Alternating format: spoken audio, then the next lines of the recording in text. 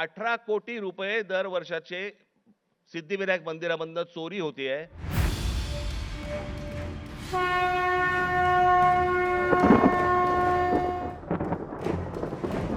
राम मंदिरातील दान चोरीचा मुद्दा देशभरात गाजत असतानाच मनसे अध्यक्ष राज ठाकरेंनी मुंबईतल्या प्रसिद्ध सिद्धिविनायक मंदिरात दान चोरीचा गौप्यस्फोट केलाय।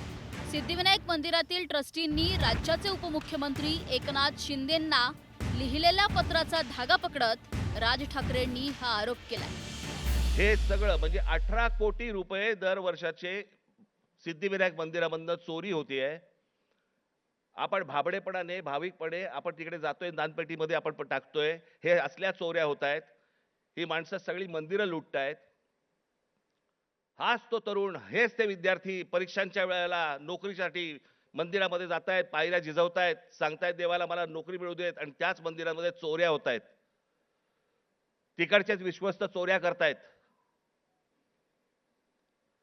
तिकडचीच माणसं चोऱ्या करतायत। हा आमचा धर्म, ही आमची धर्माची मंदिरं। सिद्धिविनायक मंदिराच्या दानातून पैशांची चोरी झाली होती।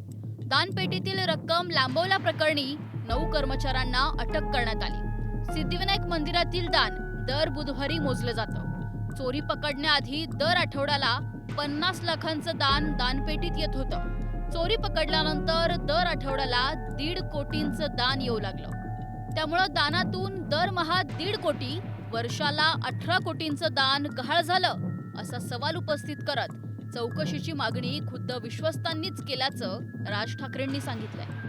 आता याचे धागेदोरे वरिष्ठ पातळीपर्यंत आहेत असा ठाम संशय असल्याचं या पत्रात नमूद करण्यात आल्याचं राज ठाकरेंनी म्हटलंय।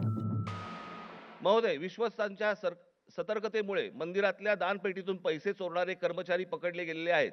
हे कर्मचारी पकडण्यापूर्वी दर बुधवारी मंदिरातल्या दानपेटीतील रकमेची मोजदाद ही 50 लाख रुपयाच्या आत होती।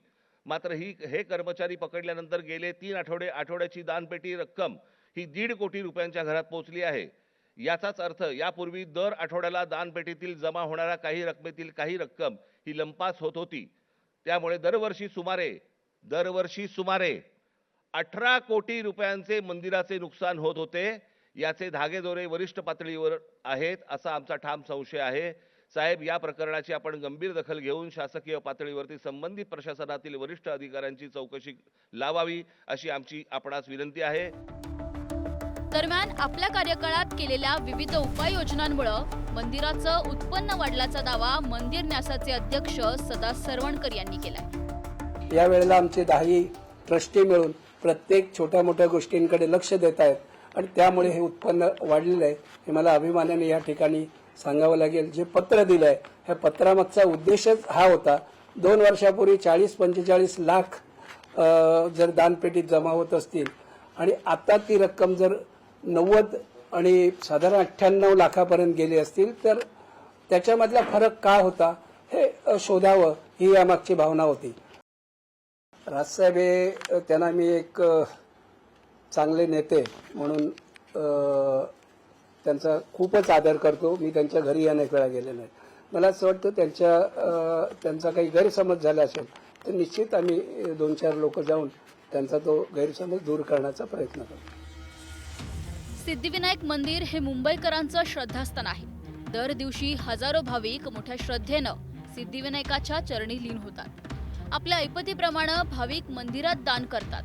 मात्र हे दान मंदिरासाठी, शैक्षणिक आणि सामाजिक कार्यासाठी वापरलं जावं, त्याला वेगळे मार्ग फुटू नयेत अशी भाविकांची अपेक्षा आहे।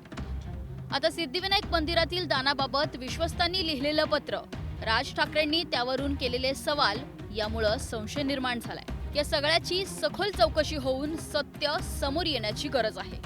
Bureau report, news 18 Marathi.